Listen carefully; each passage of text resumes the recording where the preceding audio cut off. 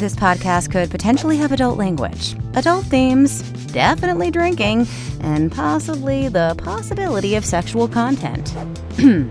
Listener discretion is advised.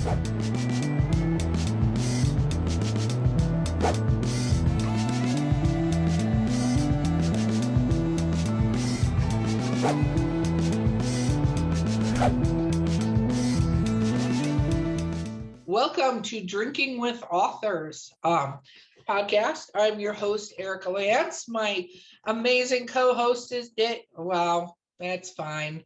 It's Yay! a co-host. Yeah. Yes. Hey, co-host that decided to show up today is Mark Muncy from Erie Travels. Hey, gang. Nice to be here. Thanks for having me back. Barely. Yeah. Kidding. And our guest today, since we started off so great already, is Steve Altier. Woo! Yay! I got my boo back. Welcome, Steve. Oh, thank you. I'm glad to be here. Yes. Okay. So let's talk a little bit about what we're drinking. So for those of you that have been listening recently, you may have heard my voice sort of crack, turn into Kathleen Turner or worse. So I actually had to get antibiotics, so I can't drink tonight. So I'm sorry for that last day of antibiotics. But I did do a Jody Lynn Nye, so I have hot chocolate with marshmallows because that's Jody's fave. So played a little tribute to her, and it's also like 32 degrees here. So up here in the mountains, let's have some hot chocolate. Okay, Mark, what are you drinking? Because I also have had some voice issues of late. I decided to go with a nice chai tea from our new friends at Morbid Curiosities, which I think is fantastic.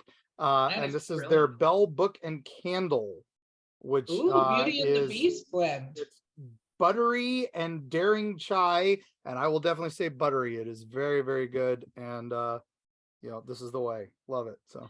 Oh, I love that. Okay, Steve, what are you drinking?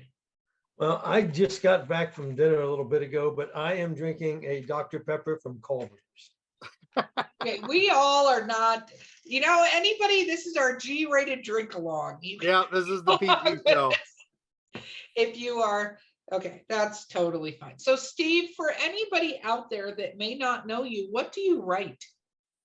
I write the paranormal mystery suspense. It's young adult paranormal. And I also have a family-friendly line of middle grade chapter books. Very cool. My main area that I like to write is the young adult. I have the Lizardville ghost stories and Lizardville side stories. Awesome.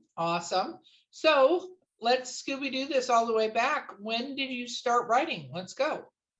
Well, I started writing more when I was a child and liking to tell stories, but life kind of took me in a different direction. After high school, I went into the military. I served 4 years in the United States Air Force. Thank you for your service. Well, thank you. I, got married, had a family, and always had this desire and passion to write. But once my youngest daughter moved out, graduated high school, went on to college, I was like, you know what? Actually, it was a little bit before that, but I decided to follow my own dreams. And I've been writing for about 10, 11 years, 12 years now, something like that. Wow. So, no, that's pretty cool. And I think it's great when I tell people all the time, you get to decide what you want to be when you grow up so many times in your life. So when you get asked that as a kid, what do you want to be when I grow? I don't know. I know what I want to be right now, but the health I know what I would be like when I grow up again and again and again and again. I still change my mind all the time. So, what was your first book you ever published? Or what was your first thing you ever published? Let's go back to that question. The first thing I ever published was We Can't Move at Christmas, which was a middle grade chapter book for the 5-6-year-old group up to 10-year-old. And it was just, I had a dream. I was sick over Christmas. My company that I worked for was talking about moving everybody up north to Ohio. And I wasn't sure if I was going to be out of a job. And it inspired a story. I was running 102 fever. I'm laying in bed one night, and this brother and sister found themselves moving at Christmas time. And Dad kept reassuring him, don't you worry, Santa's got this elite group of elves called the Family Moving Department, and they will attract kids moving all year long, and especially at Christmas. So you're going to get your presents. But it was just a good, fun story. It's kind of funny because like a couple weeks into it, I told my wife after I got better, I'm going to write. I'm going back to what I wanted to do. I'm going to start writing stories. And a couple weeks later, I'm sitting there just typing away, and she goes, "Who are you chatting with?" Like, I'm not, I mean, she thought I was online chatting with somebody, you know, and I'm like, nobody. I'm writing a story. I told you. She's like, "What? Really?" Yeah, I've always wanted to, and it was just such a vivid dream, and I couldn't get it out of my head. I just had to put it on paper.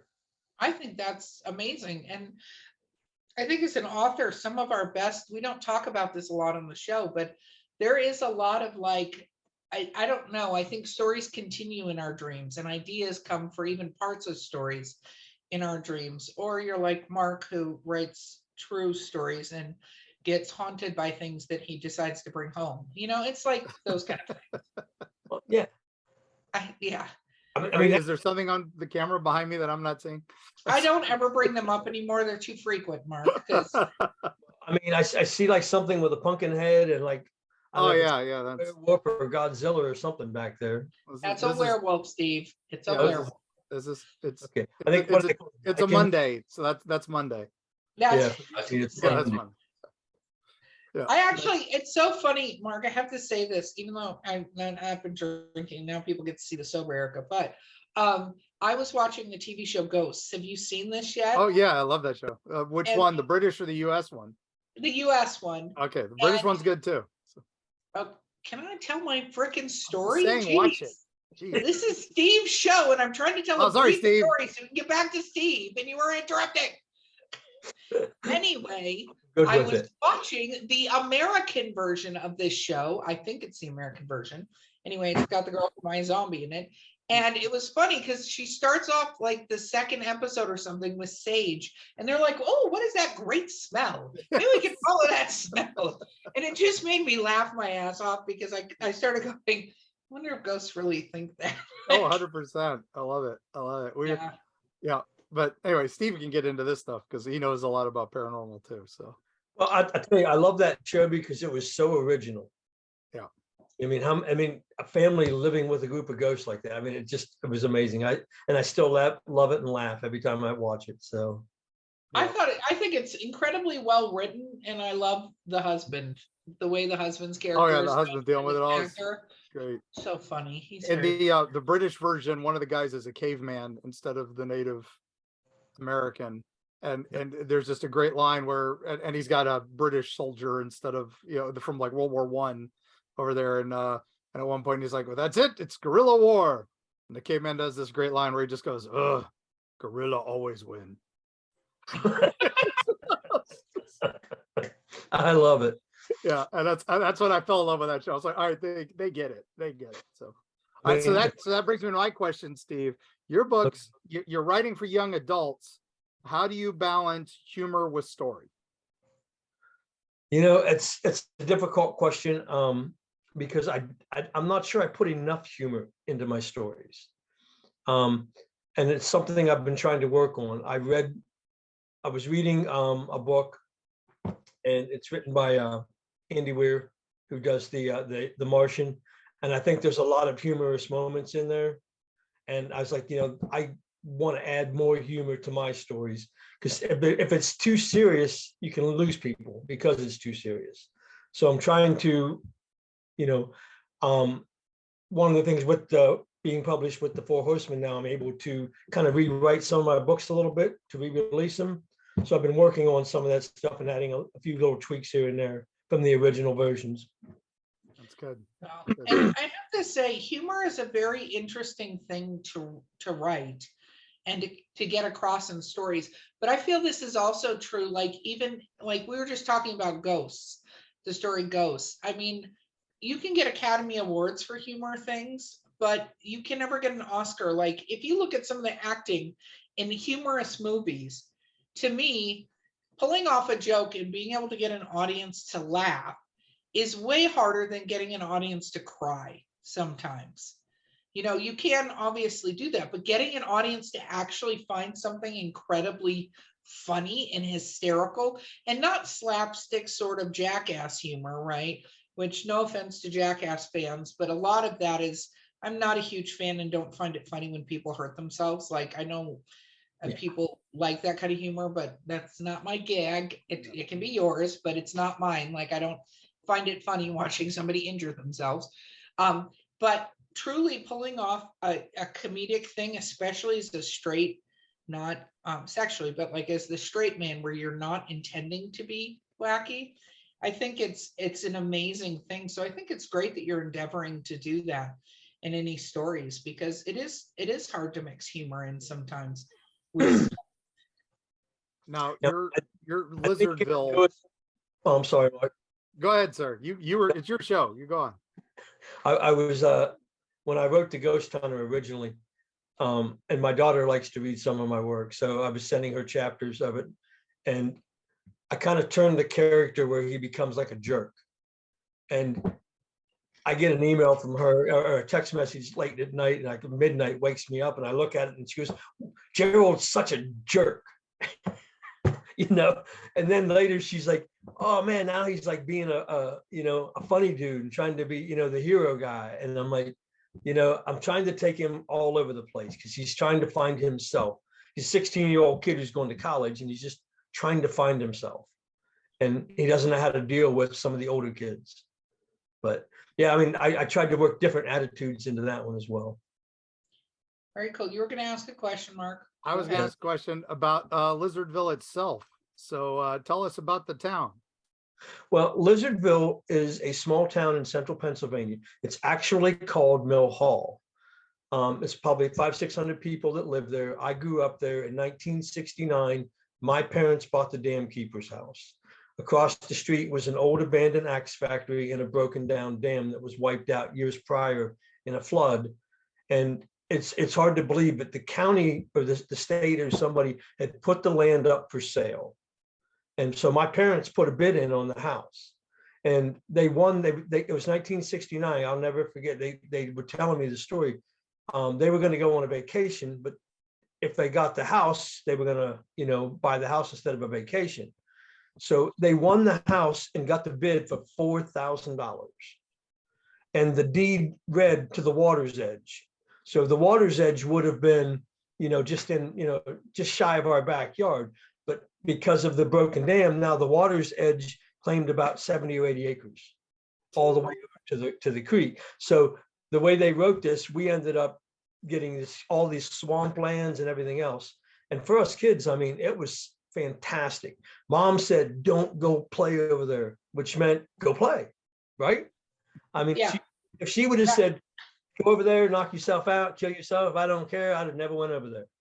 But no, it was just too fascinating. A lot of kids were going to the playground, going to swing sets and slides. Me and the guys that I grew up with, and especially the older we got, the more adventurous we became in the axe factory. It was just, there was so many fascinating things about it. And my love for the unexplained and the paranormal really grew. And again, back when I started writing, I was writing just middle grade chapter books.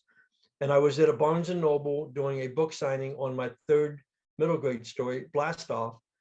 And I had a couple of kids come in. They were probably 12, 13-year-old boys. They looked at it. They looked at me and they're like, "Dude, this is baby stuff. What do you got for us?" And I'm like, nothing really, and it was the same week I was talking with a friend that I went to school with who said, "How many people can say they grew up in Lizardville?" Because that was the nickname. That's the road. The road was Lizardville Road. And the light bulb kind of came on and said, "Hey, why don't you write about your kids' stories, about, your childhood?" And I started writing about Lizardville, some of the adventures we went on. It was kind of boring. I really spiced it up with a lot of ghost activity.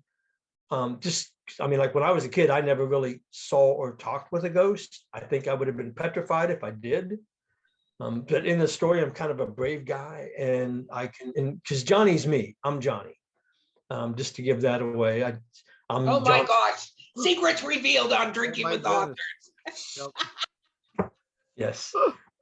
But yeah, no, I'm John Malone, and it was funny because my wife likes to read every chapter when I'm done. And so I give them to her, and she, did this happen? Did that happen? Did this happen? I'm like, stop. I mean, maybe. I think that one did, but no, she was really intrigued. She was, I'm learning a lot about your childhood. I'm like, oh no, I'm in trouble. Nope. She's probably filing for a divorce or calling an attorney at this point. I was going to say, you're opening the door for many, many things, though, Steve. Yes. I have a question for you. What, with your background, I understand the dream and stuff, but how come you went younger? Because I've talked to other people who've been in the military who've chosen to do writing, right? But they do not usually go for younger books, which is not a bad. It's just because I'm quite sure during your experiences, it wasn't all roses and, peeling potatoes like in MASH. No. So what made you not go a little more like action adventure or thriller or other things like that? I'm just curious. I wasn't sure. I really wasn't sure about all the writing process. So I was, like a fish thrown, out of the water with my first book. I got suckered. So I fell for a vanity press the very first time out. There was a company that reached out to me. I believe it was Author House.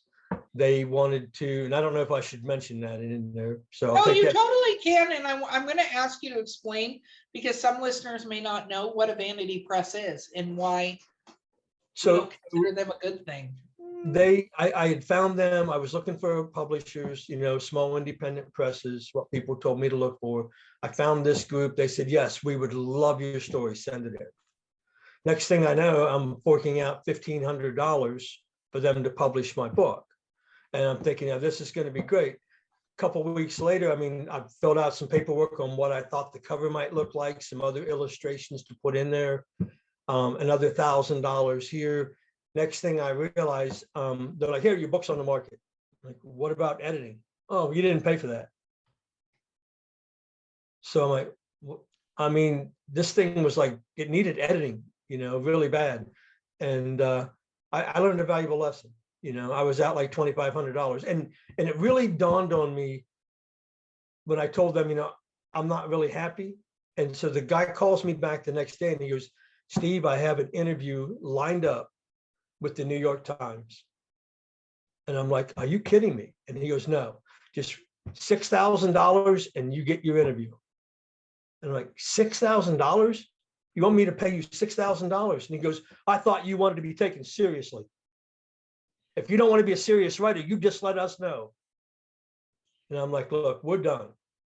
We are done. And so, all they were doing was preying on me. So I tell people all the time when I talk in panels, if someone's asking you for money, run fast. Yes. I wish I had learned that before I forked out the money. 100%. Well, and that's, I think, part of the situation with vanity presses that people don't realize is they come across, and especially if you are naive, and I don't mean that derogatorily, but if you're new into this game and somebody goes, I want to publish your book. Those are the words that every author wants to hear, especially if you do try to go the traditional route and get rejection letters and stuff like that. And when I say traditional, I mean any press, from a small press all the way up to a large press, because that's traditional. Like, that is a traditional route to go. It's just how they manage it, right? And but vanity presses seem very appetizing, and they've made a market out of going, okay, you want to publish it, we'll publish anything you give me, right? And it's insane how many people fork over thousands of dollars to have their book published because they don't realize any differently. And right. I'm not saying publishing your book should be free. If you get in with a press, there are different things that they can do, like a true press, but nobody should ask you for thousands of dollars to publish your book. You should never be giving over money to publish your book unless you're going a self-published route. And then hybrid publishers are a mixture of a traditional and you doing it yourself, but you got to go, is this actually a true hybrid publisher, or is this a vanity press? And there are differences. I'm not going to use up Steve's show to go over the differences, but if somebody literally goes, give me thousands of dollars, tell them to go fuck themselves, because that's exactly a vanity press square, and it's not, no, it's no good. So, okay, so you went through the vanity press journey. We're coming out the other side. What's next? Well, I mean, like for me, I when I was young, I struggled with reading. You know, I loved a good story, but I struggled with reading. You know, I felt like when you're a young kid, you know, you're dealing with picture books, you know, run, spot, run, see, spot, run, and all that stuff. And all of a sudden, you move from that to a larger book, and it felt overwhelming to me. Like, I'm never going to finish this story. So I looked back, and I overcame that when someone gave me Carrie, written by Stephen King. I couldn't put it down. You know, that's when I was like, you know what? It's just a matter of what I'm reading, because what they were giving me in school, I didn't really want to read. It's just like today in life. I mean, from time to time, when I was in the corporate world all the time, they would say, hey, here, read this book, How to Be a Better Manager, How to Be a Better, you know, employee. I'm like, I don't want to read this. You know, this is not, they're like, well, you love to read, not this. So, I mean, yeah, I love to read, but I don't need a self-help book. I mean, you know, they all say the same thing over and over and over. I mean, they're good from time to time, but let me pick it. I don't want you to pick it.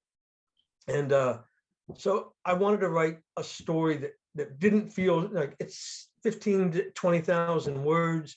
It's 100 pages, just a good transition book from picture books to larger size novels. And that's kind of what I wanted to write. And I got more into the Gabby and Maddox, which is the siblings that I talked about in the book. And I started taking them on adventures. So like one, we went to Italy. Then we did a blast off where they're going to outer space. I've got another one ready to go. And I've got some great artwork from a Disney artist. And they're going up to Niagara Falls, and it's Over the Falls with Gabby and Maddox. So I love them, and the kids love them. And I think if I can capture a younger reader in that 6 to 10-year-old group, and they like my stories, then they can graduate and move into some of my adventure stories. A lot of my young adult stories are not really scary. They're more of an adventure and edge of your seat type of suspense. So, because I don't like getting into all the gore, and I don't like using foul language in it. I mean, the worst thing I have in one of my books was shit, because the kids say, hey, don't be a shit. So I'm gearing it for kids. I know they probably heard worse when they were 6 years old, but you know, in today's world, but I don't like that. I think I can tell a good story without using all the profanity. I think that's brilliant. I was curious why you went that route instead of other routes. And then you mentioned on the Lizardville thing that you did or did not have a lot of paranormal experiences in this weird swampy abandoned factory. There were things that happened. There's a few other legends in the area. I mean, I've had some friends call me on a Sunday morning, two of my buddies that I went to school with, and they said, Steve, we saw the white monkey this morning. So the legends have it that the factory owner of the axe factory, because it was really an axe factory, the owner used to go to Africa, and he would bring back monkeys. And then when the factory dried up and stuff, the monkeys ended up moving into the woods, and now they say they haunt the woods. So the guys say that they still see the white monkeys. And of course, I asked them, I said, where are you at right now? And they, well, we're at the Linger Inn. Like, well, how much have you had to drink? It's not even noon yet. So, and they were like, well, I mean, we've had a couple. I'm sure they were drinking all morning when they were fishing too. That's why they saw white monkeys in the woods. But there's a lot of deep, rich folklores and history in Pennsylvania, and a lot of haunting that goes on up there. And and I just draw some of my experiences from that. I've had some of my relatives like, you should read this book about Pennsylvania haunt. I said, I don't want to. I don't want anyone to say that you copied somebody else. If I've never read it, they can't say that. But no, I mean, when I was a kid, there were some unexplained things that happened to us. I swear I saw like some lights and they weren't there, and then they were there, and then they shot like off, and I was like, everyone said I was nuts. So I kept my mouth shut on things. But then others would come to me and say, you know, I think I saw them too. But I mean, do we ever see any like, you know, apparitions form and a ghost come out of the woodwork and talk to me? No, I've never seen that. I have been on a few ghost hunts. We were in, and I hope I'm not just jumping all over the place. You can jump all. It's your podcast. We don't care if you jump all over the place. So my That's wife the cool thing about this podcast. It's unscripted. We don't care where we're going at all. I know this says Dr. Pepper on it, but I mean, I maybe I did put something in it. I don't know. I was gonna say I'm squarely in hot chocolate, but that doesn't mean anything. All those antibiotics have fun effects anyway. So Yeah, we were in. My wife's from St. Louis, and we were up there. She lived in a small town on the other side of the river called Alton, Illinois. And there's a place called McPike Mansion, and they say it's very, very haunted. One of the haunted places in America. And I'm like, okay. So we were going by there one day. I said, oh, we got to stop. We got to stop. I want to see it. She goes, you can't. I don't. But I talked her into it. We pulled into the driveway. I got out of the car. I mean, she's like, no, don't get out. And, yeah, I got to go. I got to walk up and take a look. And the lady next door came out. And she's like, can I help you? And I'm like, well, I'm a writer. I'm fascinated. I write paranormal mysteries. And I said, I've heard some things about your home, this home, and I just wanted to see it. And she goes, oh, well, let me grab the keys. And I would be kidding. She's like, no. I mean, so she took us inside. My daughter and I, my wife went in. The first thing she did was we went up the steps. She opened the door. She explained to me that the flooring is not good, so we couldn't go in the front entrance.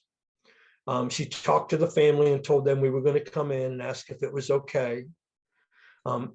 We went around back. There's a gravesite. The family's buried on the property in the back. And I'm like, this was just amazing. And one of the concrete slabs is all busted. And they say that they escaped that way. But anyway, so we went down into the boiler room in the basement. My daughter and I were down there. We were talking. My wife and the woman whose name's Sharon, I've kind of become good friends with her. They were over in the wine cellar area. And my daughter and I were talking. We shot a bunch of video, and I mean, we didn't see anything. No real, it's the middle of daylight, didn't see anything. We got back to the hotel. We were sitting there that evening. I'm looking over the footage, and I stopped and I rewound it a couple times. 2 white specks came up on the camera, danced around, and shot off.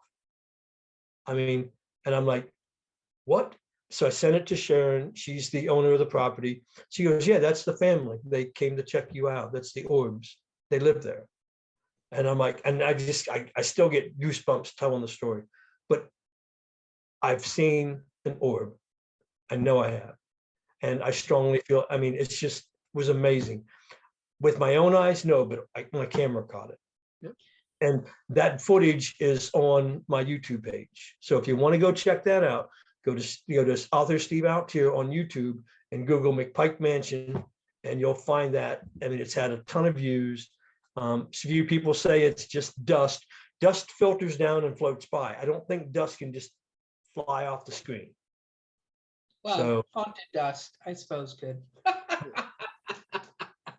No, I agree with you 100%. I think, there's so much out there that we don't know. And I'm also always been a very firm believer that when it comes to, I guess the word is apparitions, I don't know. And this is opening Pandora's box, and we're not going to go all the way here. I'm just going to say it and we're going to take a break. But I've always felt from somebody who's had a lot of experiences growing up that I never felt like you physically formed and saw the person in front of you, but more like you got an instant picture in your brain of what you were looking at that wasn't there before. Like you didn't make it up, if that makes sense. Like you would suddenly feel like there's a soldier standing in the corner, blah, blah, blah. There's some that I think absolutely can form that way, but I think a lot of them are like that.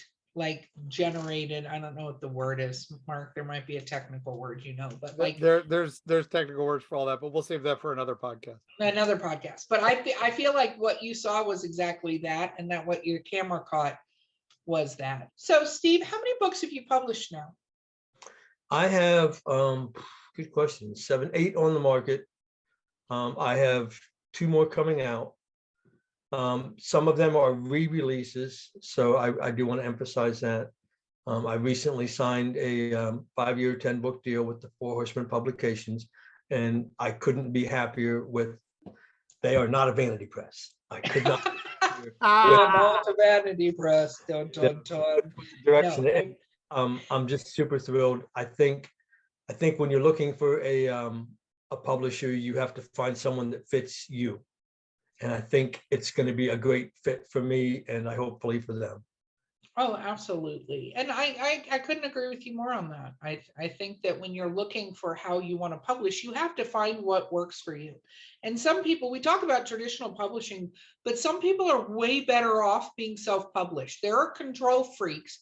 And I say that with the most supreme admiration for control freaks, because Mark will tell you, we interact a lot. I happen to be one of those for the most part. I've been working on the hell you say.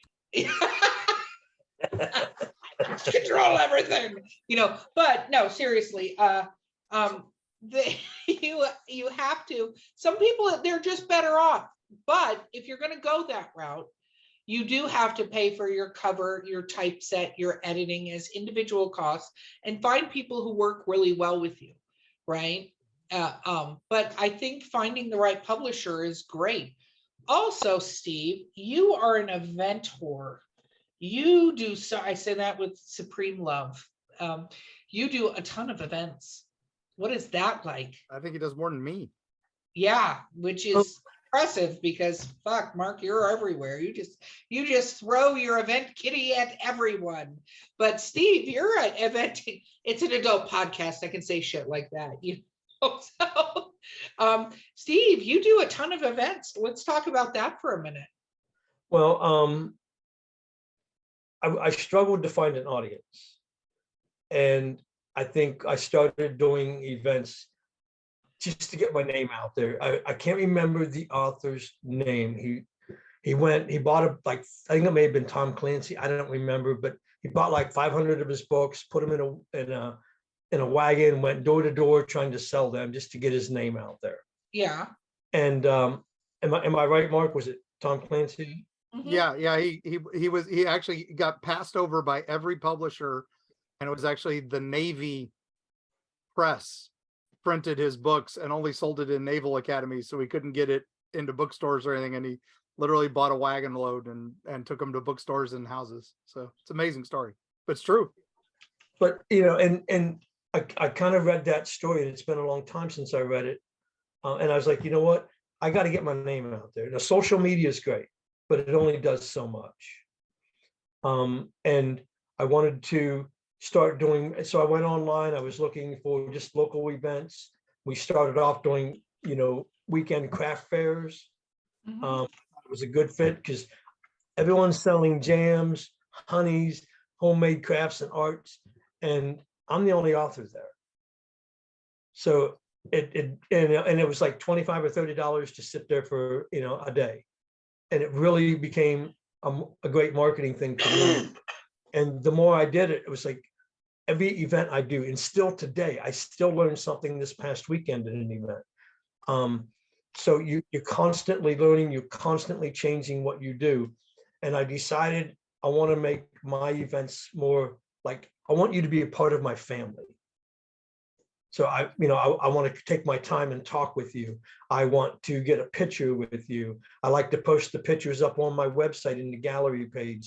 So for those that don't have their camera or don't want a picture at the time, if you change your mind, you can go into the gallery, bring up your photo, right click it, download it yourself to your own computer, and have that memory. It's just something, and the events have grown, and I'm starting to do larger events. I'm becoming guest at a lot of the events. That's a wonderful thing for me. It was just something that I was at an event one day and someone said, why don't you, I sell, artwork. And I don't, I hire people to do this. I have them printed. I just sell art. But you have a talent. You're a writer. Why aren't you a guest? Why are you spending your money to be here? So I started entering award competitions, winning some awards. I've won 7 awards for 3 of my books. I've been featured, or not featured, but appeared twice in the national magazine Story Monsters Inc. And I'm like, I use those credentials to talk about, and a few of them, they'll bring me in as a guest, and I'm honored to be there and do a panel and talk to people now. So, I mean, I love it. I think that you went about that a very interesting, but very correct way. And I do mention that when I talk to authors a lot of times about doing quote unquote conventions. It is fantastic if you want to go to a huge convention, like especially if you're a paranormal, horror, fantasy, like romance authors, unless you've got one of these other tags that I just mentioned, sci-fi, probably won't do as well like a MegaCon or a Tampa Bay Comic-Con or one of these. But those booths are hundreds and hundreds of dollars, right? Even for a little artist table. So unless you are going to be able to produce sales, the juice isn't worth the squeeze on that necessarily. But there are smaller little local art shows and art fairs and craft shows. And I get it. Yeah, there's not a lot of authors there necessarily, but that's not a bad thing. I mean, people are looking at stained glass, homemade stockings, a romance book, like, and especially if you're a kid's book author, because again, and we had a kid's book author on recently, and I was like, that's a whole different advertising situation, and something that Four Horsemen's looking into. But overall, your audience is usually not on a phone. They're not usually scrolling through Facebook to see an ad or scrolling through Amazon to see an ad. They're busy playing, what is it, Sharky, or what is Little Sharks? What the hell am I thinking of? Anyway, I know there's some shark show that is little kids. What the hell is that, Mark? Why don't you know what it is? I don't have little kids anymore. I don't know this stuff. Don't get me singing that. No, It no, is no, a no shark baby show. shark. How? No baby shark. Oh, No, what's fun is we talked to Chris Grabenstein, who writes for James Patterson's iFunny and his middle school books, and one of his things was he loves the younger audience because you've got a new one every 5 years. Literally, you've got a brand new audience that could read your book for the first time. And then the best thing he was like, is like, if you write a really good story and really good characters, they will love you forever. But don't ever date your story, like, because that was one of the things. Don't mention baby shark. Don't mention because I guess one of the things that he was writing was talking about they wanted him to, this kid had curly red hair, and they told him, make him sound like Shaun White, say he looks like Shaun White. And now back in the day, Shaun White, everybody knew him as the Flying Tomato. He was this snowboard genius. But now, who knows Shaun White? Kids certainly today don't know Shaun White. So that was the best decision he said he ever made. And I think that's why your books do so well with the younger audiences. Again, they're not, there's not the latest iPhone. There's not the latest Flappy Bird game mentioned and stuff like that. So, I mean, I mention cell phones, I mention tablets sometimes. But you keep it very generic. Yeah, it's not like specific time period. So, yep. Well, I don't think we're getting rid of the cell phone for many, many generations. There will be an iteration of a cell phone, because they're making AI possible, per Elon Musk.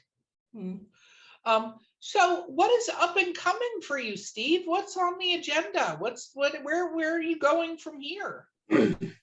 Well, I mentioned a little earlier, I signed a contract with the Four Horsemen Publications, which was probably one of the highlights of my career. I have to say that. And I wasn't paid to say that, Mark. Okay. I was gonna say people are gonna start thinking I'm paying you guys to say that, so stop saying that.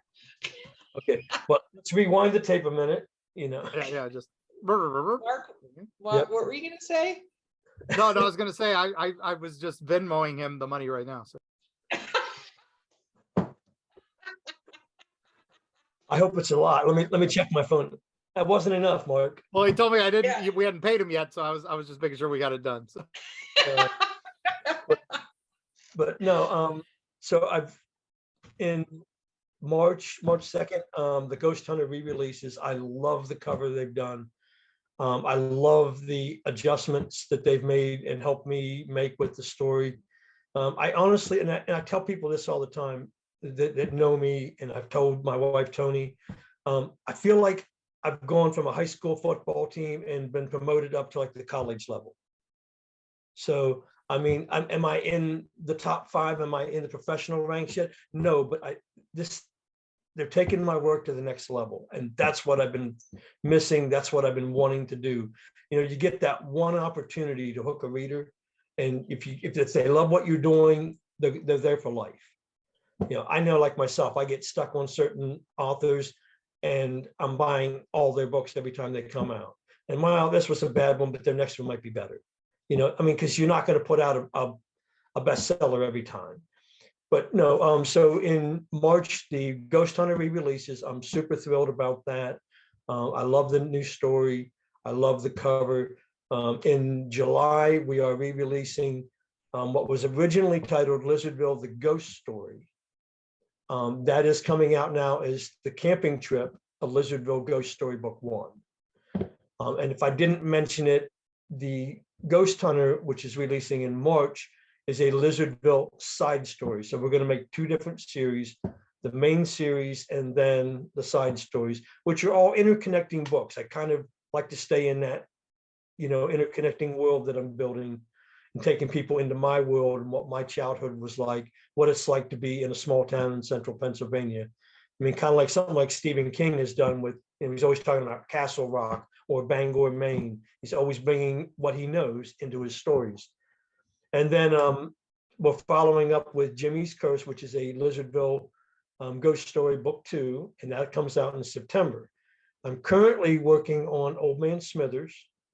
Old Man Smithers is a Lizardville side story. He's a character in the Lizardville ghost stories, but he's just a crotchety old man, and he hates the kids. And I want to explain why. So I'm going back. I'm writing his story as to what happened, why because he used to love kids. I can tell you that. That's a little bit of a spoiler for the book. He used to love kids. Now he's got this grudge against him and he hates him, doesn't want him on his property. And I want to explain what happened and why. And yeah, there's going to be the paranormal element, of course, because it still takes place in the same area of the country in Lizardville, Pennsylvania. And then I'm kind of doing some, you know, taking a lot of notes and working on another one called, I haven't decided whether I want to call it the final chapter or my return to Lizardville, so I can put book 3, you know, next year in 2024. I want to get that one put to rest and work on just a few more side stories after that.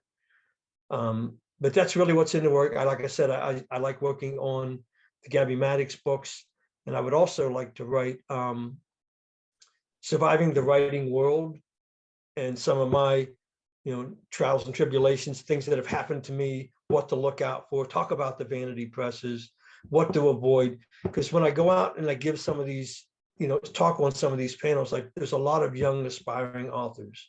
And I tell them all the same thing. You know, the minute you put pen to paper, you're a writer. And don't let anyone take that away from you. You know, you are a writer, but you may not be a published author. And what to expect when you're chasing, you know, an agent, because I've had probably 150 rejection letters. And it's funny how when you start printing them off and collecting them, how much they all say the same thing. You know, it's not the right form letters. Yeah. Yeah. You know, they're just a standard form letter. They all seem to be using the same one, if you ask me. But I actually had one agent from New York City telling me that, you know, I really liked your story. What we need to do is send you to my editing school, so for just $3,000.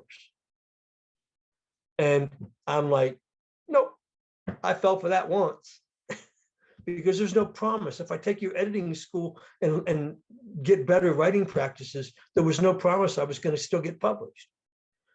So I stuck with, they call it self-publishing. I call it, you know, independent publishing. I like to put a better word to it. One of the downsides of self-publishing or independent publishing yourself is when I'm at cons, I've actually had readers come up, are you self-published? because I don't buy them anymore. They've fallen for too many, because there's too many people doing it, not doing the right things. They're not hiring an editor. They're not hiring the right, illustrators. They're not doing the right book formats. And it's a learning process. I mean, some people just want to rush to get their work out there, and then they put out a subpar product. And I'm a perfectionist. I want the best product I can get on the market. I mean, my books have been through 20 rounds of editing. I mean, from my own self to my wife, back to me, printing them off, rereading them again, sending them to professional editors, getting them back. Beta readers read them, alpha readers read them, and they send them back with, hey, I found this, I fix it again, redo it again. And it's just frustrating. So when I got picked up with the Four Horsemen, and it was one of the first things I asked was, okay, now that we're done with the editing, when you guys complete that, can I get a copy to read? They're like, no, we have a quality control department.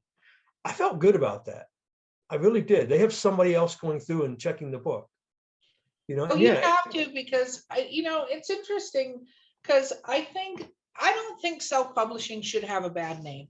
I think that what needs to happen, however, and I think it is happening, it's just, of course, anything like this is like the Titanic, it's slow moving, is that more and more, there are so many people who are self-published that do the editing process and the typesetting and the covers and do it all right. And then there are people that just throw stuff up. Yep. I mean, yes, the first novel, it might be hard to tell if somebody has, but one thing anyone can do with self-published authors is take a look at their reviews and things like that. Like, what do they have? How many works do they have? If they're publishing a series, how many of the series have they put out? Because there's another thing that authors, whether it's self-published or traditionally published, especially because now publishers, and I don't say all publishers, but a lot of publishers will give a shot for the first book and see how it goes, maybe the second. But if you have a 3-part series, they don't, like they used to, give you a 3-part deal, right? And we see that even with, who was talking about that? Was it Melinda Snodgrass who was talking about that? Who's been an author for 80 billion years? Like, I want to say it was her. Like, she was going to publish a 3-part series, and they mismarketed 2 of the books and put them in the wrong categories. And then she had written the 3rd one, and they went, oh, we're not going to publish that. And you'd go, but that's the 3rd part of the damn series. Like, what are you doing? And so people get like, I don't want to get invested if it's going to be not great. And you see that a lot on Kindle Unlimited too, and things like that. And, there's a whole rabbit hole you can go down. But I think I get why people say that now. Like, it is, one of my biggest pet peeves as a reader is opening a book, and there's going to be errors no matter how many people read a book.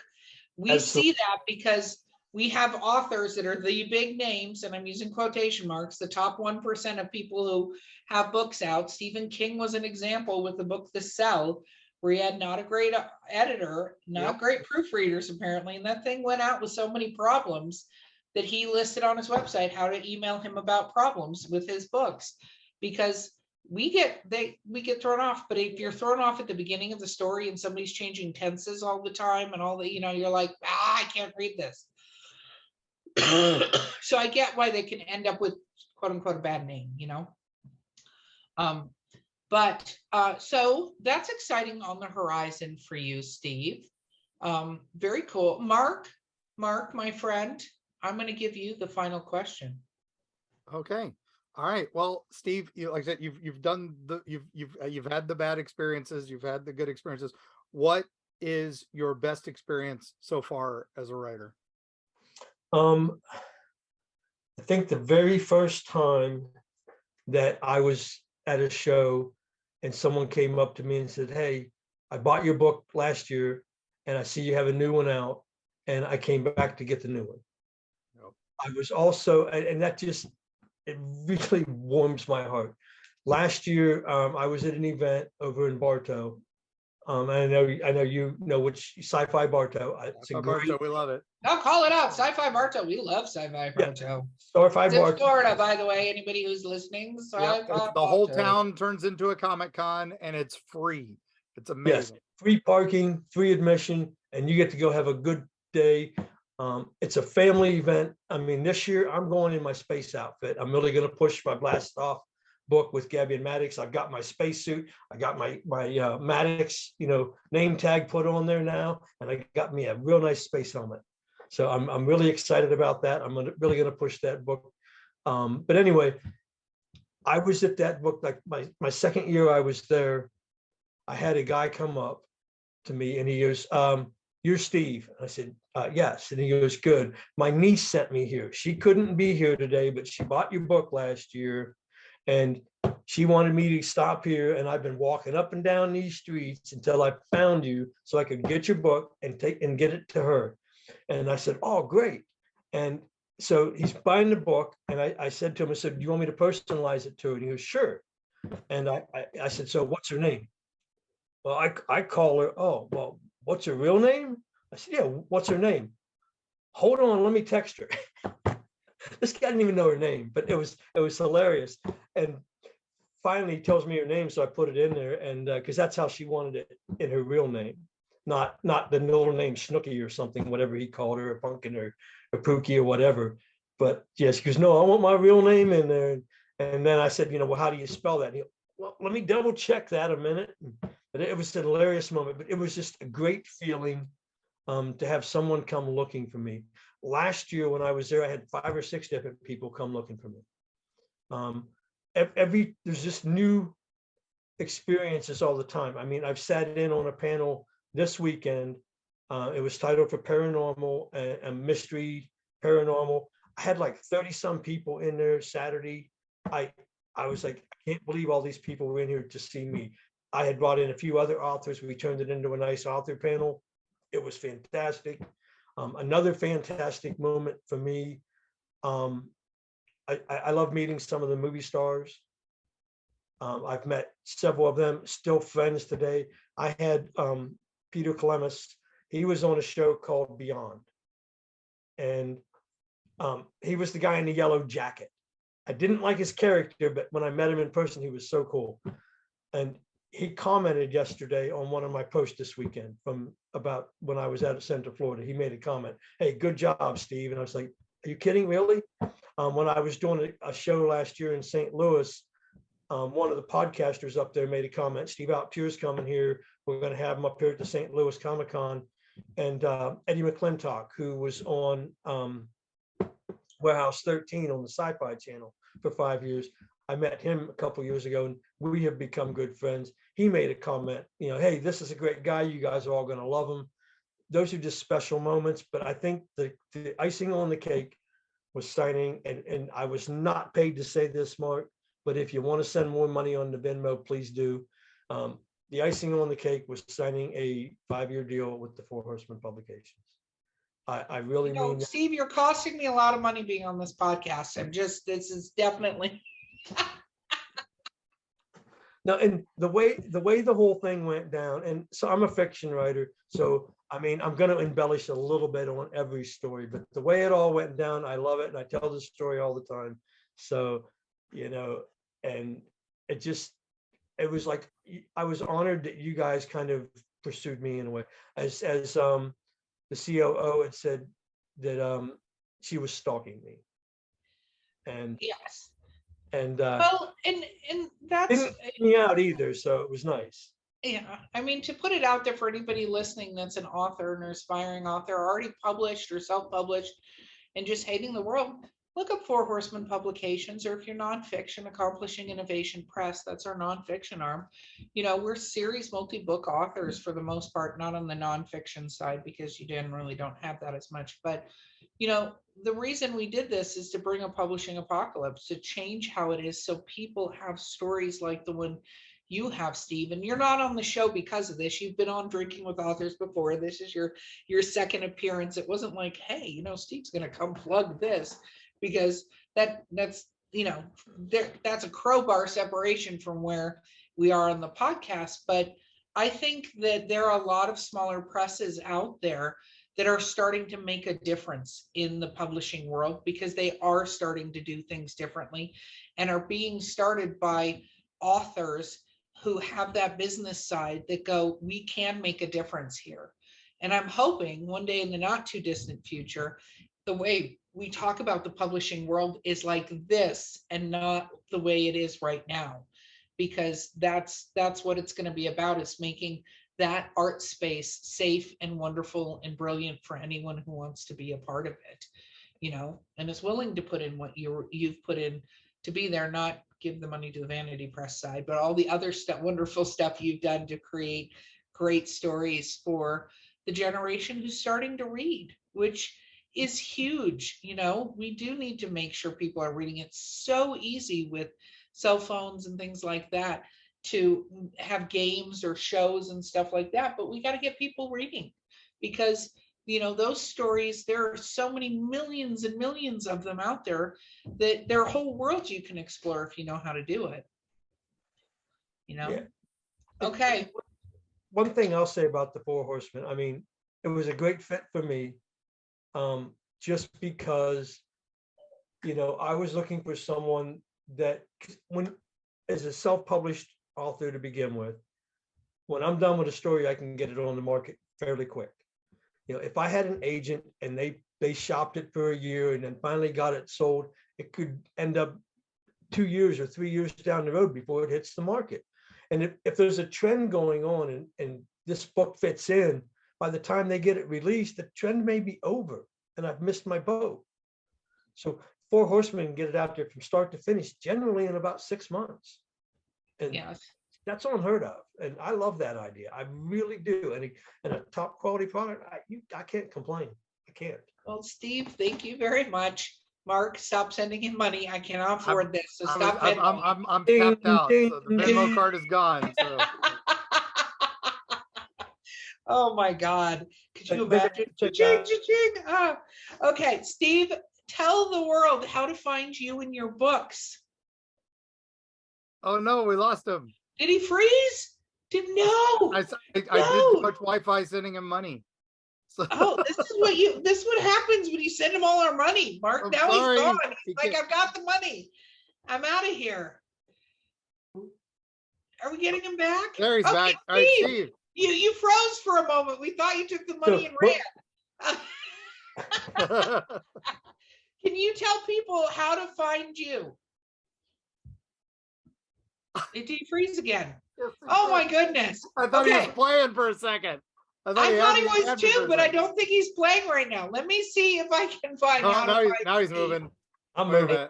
Okay, there Steve, he is. how do you find you? Huh? How do you? I'm right here. Shameless self-promotion. I'm right here. I mean, what's there to find? No.